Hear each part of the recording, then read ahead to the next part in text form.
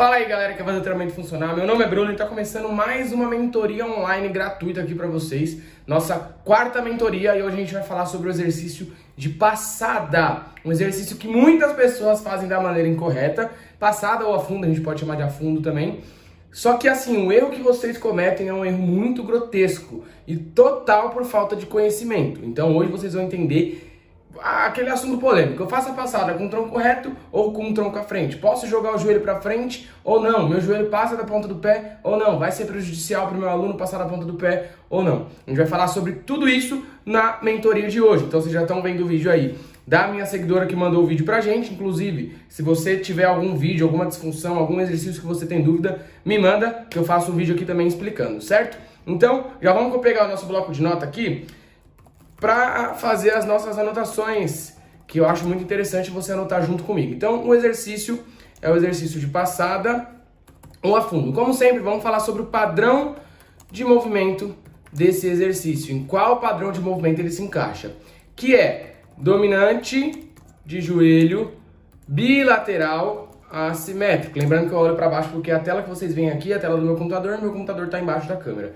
Dominante de joelho, bilateral, assimétrico. Por quê? Dominante de joelho, porque a gente tem uma grande movimentação em tornozelo e joelho, certo? Bilateral, porque eu tô com os dois pés em contato com o chão durante todo o exercício, durante todo o movimento. E assimétrico, porque eu tenho, olha aí o vídeo, ó. Eu tenho um pé na frente e um pé atrás. Então, por isso, assimétrico. Eu não tenho os dois pés alinhados. Quando eu tenho os dois pés alinhados, é simétrico, igual ao agachamento que a gente já analisou aqui. E o exercício em cadeia cinética fechada, porque eu tô com a parte distal, que são meus pés fixos no chão, eles não se movimentam, e aí a parte proximal é a que desce e sobe, ou seja, eu flexiono o joelho, flexiono o quadril e flexiono tornozelo, dorsiflexão de tornozelo, tudo em cadeia cinética fechada. Então, matamos aqui o padrão de movimento e a cadeia cinética. Primeira coisa que eu quero falar com vocês, que a maioria dos alunos erram e que você não pode deixar que o seu aluno cometa esse erro. É um erro muito grotesco. Então aqui vamos anotar, principal erro. Vou apagar isso aqui, pausa o vídeo para anotar o que eu anotei até agora e vamos falar sobre o principal erro, que é simplesmente joelho valgo. Ou a gente pode chamar também de falta de estabilidade no joelho. Você vai analisar seu aluno frontalmente, vai analisar ele de frente, deixa eu colocar aqui. E o joelho do seu aluno tem que estar alinhado com a ponta do pé. Aqui o pé não está aparecendo no vídeo, mas eu garanto que ele está alinhado com a ponta do pé. O que você precisa ver? O joelho do seu aluno alinhado com a ponta do pé. Uma dica que você pode dar para o seu aluno é a seguinte: olha para o seu joelho precisa estar escondendo o seu pé. Se você estiver vendo o seu pé é porque o seu joelho está indo para dentro. E aí está faltando estabilidade no joelho. Para trabalhar a estabilidade no joelho, abdutores e rotadores externos. A gente pode falar disso em algum outro vídeo de mentoria aqui sobre uma disfunção. É que na maioria das vezes vocês me mandam uns exercícios e aí eu falo sobre a técnica de execução. Mas se por acaso vocês me mandarem perguntando sobre a disfunção, a gente também fala aqui sem mais. Então, o principal erro que vai acontecer aqui nessa passada é deixar o joelho ir para dentro, ou seja, permitir o joelho valgo com a falta de estabilidade no joelho, e aí pode prejudicar muito o seu aluno, gerando dor e possivelmente lesão, certo? Outra coisa que é interessante também, a posição inicial do seu aluno. Como ele tem que se posicionar quando você olha ele de frente para realizar o movimento da passada ou do afundo. Não pode ser com os dois pés alinhados. Ele precisa estar com os pés afastados lateralmente na linha do quadril. Ele vai fazer um afastamento antero-posterior, ou seja, um pé na frente e outro atrás, porque só assim ele vai conseguir executar o movimento. E também um afastamento látero-lateral, ou seja, vai deixar os pés afastados na linha do quadril como se ele estivesse em pé parado. A única coisa que ele vai fazer é colocar um pé na frente e outro atrás. Muitos alunos colocam os pés alinhados, só que os pés alinhados você está diminuindo a base de equilíbrio dele, ou seja, ele vai ter mais dificuldade para realizar o exercício. Um exercício que para ele já era difícil fazer com os pés afastados, vai se tornar mais difícil ainda fazer com os pés juntos. Aí essa questão de joelho valgo vai acontecer mais ainda, dor no joelho, falta de estabilidade no arco plantar e tudo mais. Então, tomar cuidado com a posição inicial, porque é muito importante que seu aluno faça afastado na linha do quadril. Ah, Bruno, mas não tem um exercício lá na avaliação que a gente coloca o aluno com os pés alinhados? Sim, mas na avaliação a gente quer colocar o erro em evidência. A gente quer forçar o aluno a errar, para que a gente deixe a disfunção bem evidente. Agora, durante o treinamento, não. Durante o treinamento, a gente vai colocar o aluno na posição mais confortável para que ele consiga realizar o movimento da maneira correta. Então, prestem atenção nessa posição inicial. E aí, aonde eu vou me basear hoje? Qual vai ser o assunto que vai girar essa mentoria aqui? Qual é a posição correta quando eu vejo lateralmente o meu aluno do tronco e do joelho? E por que a gente faz dessa forma? Então, muitas pessoas fazem assim, vou mostrar pra vocês. Ó, a maioria das pessoas fazem assim, ó, com o tronco reto, certo? Alinhado com a perna de trás. Muitas pessoas fazem isso. Mas por que acontece? Por que isso está errado? O movimento da passada, ele é um exercício introdutório ao padrão de dominante de joelho unilateral. Então é um exercício que a gente vai começar a trabalhar só uma das pernas, que é a perna da frente. Porque senão não teria sentido a gente colocar um pé na frente e outro atrás. Se a gente vai fazer força com as duas pernas, faz o agachamento. Se a gente for fazer passada, é para fazer força com só uma das pernas. Se eu descer com o tronco reto, o meu centro de gravidade, o centro de massa do meu corpo, vai estar mais próximo da perna de trás. Ou seja, a perna de trás vai estar fazendo mais força do que a perna da frente. Totalmente errado, porque a perna que eu preciso que faça força é a perna da frente, porque ela vai fazer força de arranque para cima, trazendo o corpo para cima, como se a pessoa estivesse correndo. Sempre que você corre, tá andando, quem faz força é a perna da frente, quem dá o impulso é a perna da frente. Ela vai ficar atrás, mas sempre quem dá o impulso é a perna da frente. Então, para transferência do dia a dia, fazer força com a perna da frente é muito mais inteligente e importante. Agora, se eu deixo o tronco alinhado com a perna de trás, ereto, eu vou estar colocando o meu centro de massa mais próximo da perna de trás e a perna de trás que vai estar fazendo força. Totalmente errado. Agora, se eu faço dessa forma aqui, ó, aí já sou eu executando o exercício, tá bom? Levando o tronco à frente, colocando meu centro de massa mais próximo da perna da frente, aí sim eu tô fazendo o correto, porque eu tô colocando o peso na perna da frente. Quem tá fazendo a força é justamente a perna da frente, é a perna que eu quero que faça a força. Mas tem uma explicação por causa disso, que foi a que eu dei pra vocês até agora. Não porque a perna da frente tem que fazer força porque eu quis, por conta dessa transferência pro dia a dia do nosso aluno, pro dia a dia do esportista, enfim. E aí, mas o quanto eu levo à frente? O quanto eu vou à frente? Meu joelho pode passar a ponta do pé ou não? Seguinte, vamos imaginar que o seu aluno não tenha dor no joelho, tá bom? Vamos falar sobre um primeiro caso aqui, que o seu aluno não tenha dor no joelho. Você vai deixar que ele leve o pé à frente o quanto a mobilidade do tornozelo dele permitir.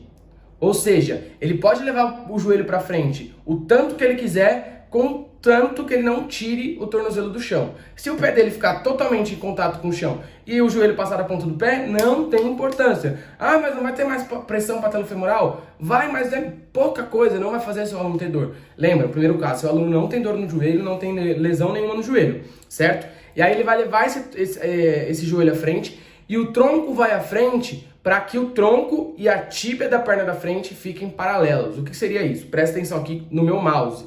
O tronco, se eu traçar uma linha imaginária no tronco e essa linha for infinita, ela não pode cruzar com a linha imaginária que eu vou traçar na tíbia. Ou seja, elas precisam estar em paralelos, retas, uma em paralelo com a outra. Por quê? Se eu tiver com a perna aqui, reta, meu joelho para trás, e o tronco para frente, se eu traçar duas linhas imaginárias, elas vão se cruzar, certo? Se eu ficar daquela forma lá, que a minha seguidora ficou, e o meu joelho à frente e o tronco reto, essas linhas vão se distanciar. Concordam comigo? Essas linhas nunca podem se distanciar e nunca podem se cruzar. Elas precisam estar em paralelos. Então, você vai olhar seu aluno fazendo, traça uma linha imaginária no tronco dele e outra linha na tíbia. Essas duas linhas não podem nunca se distanciar e nunca se cruzar, porque biomecanicamente fica mais estável o exercício e a força está totalmente na perna que está na frente. Outra coisa também, eu preciso ver um alinhamento entre orelha, ombro, quadril e joelho da perna de trás. Eu preciso que o meu tronco esteja alinhado com a coxa da perna de trás, se o tronco for à frente. Não vale ficar alinhado com a coxa da perna de trás se o tronco ficar reto. Aí não, aí você está colocando força na perna de trás. Eu só preciso desse alinhamento para manter a neutralidade. Por quê? Porque quando eu estou de pé, eu tenho meu tronco alinhado com a coxa. E aí, quando eu faço o exercício, como a perna de trás ela não vai participar do exercício, ela é simplesmente um apoio, eu preciso manter ela neutra, sem extensão do quadril, porque se eu deixar a perna muito para trás, não tiver com a coxa alinhada com o tronco, com muita extensão do quadril, pode ser que eu hiperestenda a lombar. Se eu deixar muito para frente, pode ser que eu não consiga realizar o exercício da maneira correta. Então, o ideal é que o tronco do seu aluno esteja alinhado com a coxa da perna de trás e em paralelo com a tíbia da perna da frente. Certo? Agora vamos para o segundo caso. Meu aluno tem dor no joelho, já teve alguma lesão. O que eu faço? Eu continuo levando o pé à frente ou então eu faço com o tronco reto? Não, você vai continuar. Vai continuar levando o tronco à frente, vai continuar levando o joelho à frente, vai manter todo o padrão que eu disse para você até agora, tronco paralelo com a tíbia, alinhado com a coxa de trás. O que você vai limitar é a amplitude de movimento. Você vai falar para o seu aluno descer até onde ele não sinta dor. A dor vai ser o guia dele. Agora, se Bruno, eu coloco o meu aluno para fazer o exercício, ele desce 1 centímetro e já dói. Fisioterapia. Aí não tem o que fazer, precisa fazer um exame mais detalhado, porque aí é muita dor, ele tá com alguma coisa, algum problema bem sério no joelho, que ele não pode estar treinando. Se o seu aluno, por exemplo, eu tenho condromalácia, tem vezes que eu estou com dor no joelho, se eu faço a passada profunda, me dói o joelho, eu diminuo um pouco a amplitude, e aí não dói. Mas eu preciso do padrão de movimento sendo feito da maneira correta, sendo executado da maneira correta. Se eu colocar o tronco reto, fazendo força na perna de trás, o joelho do seu aluno pode ser que não doa. Mas aí você não tem transferência nenhuma para o dia a dia. Você está fazendo força com uma perna que não deveria estar fazendo força. Se você quer trabalhar o padrão dominante de joelho bilateral assimétrico com a passada barra a fundo, você precisa ter esse padrão de movimento que eu disse para você. Para ter o centro de gravidade, centro de massa mais próximo da perna da frente, fazendo força com a perna da frente, de arranque, certo? Se você perceber, essa posição que eu tô é mais ou menos a posição que você começa a correr. Tronco mais inclinado à frente e a força total na perna que está na frente. Então é ela que começa o impulso do movimento. Então é ela que precisa de força, certo? Então prestem atenção nisso, porque eu preciso ter transferência da força do dia a dia, da força do treinamento, para o dia a dia. Não adianta eu treinar força só por força. Eu preciso transferir esse movimento para as atividades, para os exercícios que meu aluno desempenha no dia a dia. Eu preciso preparar o corpo dele para as exigências do dia a dia. Assim, Bruno, mas todo mundo que eu conheço faz com tronco reto. Tá errado fazer? Assim, não vou dizer que tá errado, tá certo. Essa questão de certo e errado é muito relativo. Se você quer fazer com o seu aluno, quer que ele só gere hipertrofia, se você tem outra metodologia de treino, tudo bem. Não estou crucificando. Mas eu tenho um embasamento para falar o porquê que o tronco tem que ir à frente. Agora eu quero que você me explique o porquê que o tronco vai ficar atrás. Se eu posso levar à frente e aumentar a transferência de força que eu vou ter do meu aluno para o dia a dia. Só beber uma água. Então sempre é bom prestar atenção nisso, certo? Outra coisa que não pode acontecer também, lateralmente, que são 2 erros muito comuns de acontecer, deixa eu colocar aqui para vocês. Aqui, ó, principal erro na vista frontal. E o principal erro, os 2 principais erros na vista lateral é curvar a coluna quando meu aluno está descendo, então ele não consegue manter as curvaturas fisiológicas naturais, ele perde o alinhamento da orelha com o ombro e o quadril, ou hiperestender a lombar na subida. Muitas vezes meu aluno ele vai subir e aí acaba hiperestendendo a lombar. Não pode, eu preciso manter sempre as curvaturas fisiológicas naturais. A mesma posição que a coluna do seu aluno tem quando ele está de pé, sem fazer nada, é a mesma posição que ele vai ter que manter durante todos os exercícios. Precisa manter a neutralidade da coluna, manter as curvaturas fisiológicas naturais, certo? Alguns pontos principais para você analisar quando você vai passar esse exercício para o seu aluno. Primeira coisa, estabilidade do arco plantar. Se o pé não estiver firme no chão, ele tiver uma pisada pronada para dentro, não tem Cristo que faça o joelho dele ir para fora, certo? Isso aqui é só uma finalização, porque o assunto principal a gente já falou. Então, estabilidade do arco plantar, pé firme no chão. Joelho alinhado com a ponta do pé, estabilidade de joelho. O joelho precisa seguir a linha de movimento natural dele, certo? Abdômen contraído. Não pode existir desnivelamento pélvico. Se você observar o seu aluno de costas, você precisa ver os 2 glúteos dele na mesma altura, a cintura alinhada, não pode estar um mais baixo que o outro, certo? Esse é um erro um pouquinho mais difícil de acontecer, mas não pode acontecer também.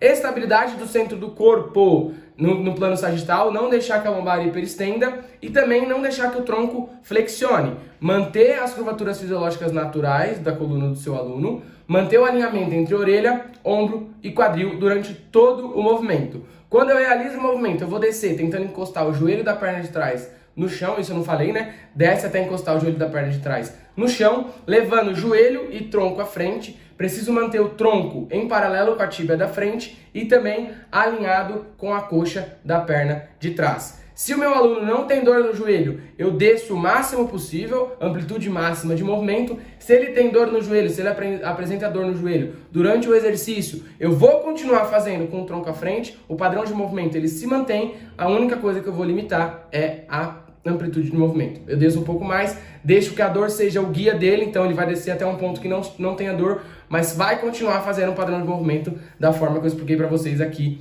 nesse vídeo. Conforme ele for fazendo, ganhando força, ele vai perdendo a dor e aí ele vai descendo um pouco mais. Só que assim, pensem no que eu falei para você hoje. Pense no que eu falei para você hoje. Imagina se vai ter uma transferência maior para o dia a dia do seu aluno, dessa forma que eu te expliquei, ou da outra forma. E aí você decide se você quer continuar fazendo do jeito que você faz ou se você vai começar a fazer a partir do que eu te expliquei hoje. Certo? Então, essa foi a nossa aula de hoje. Eu fico à disposição de vocês para qualquer coisa. Quiser comentar alguma coisa aí, pode comentar. Me chamar no direct, me chamar em qualquer lugar para a gente trocar uma ideia. Pode chamar, não tem problema. Então, pensa bem como que você vai continuar com seus alunos. Fechou? Quiser me mandar vídeo para outras mentorias, pode mandar que eu estou precisando. Tamo junto, forte abraço e até a próxima.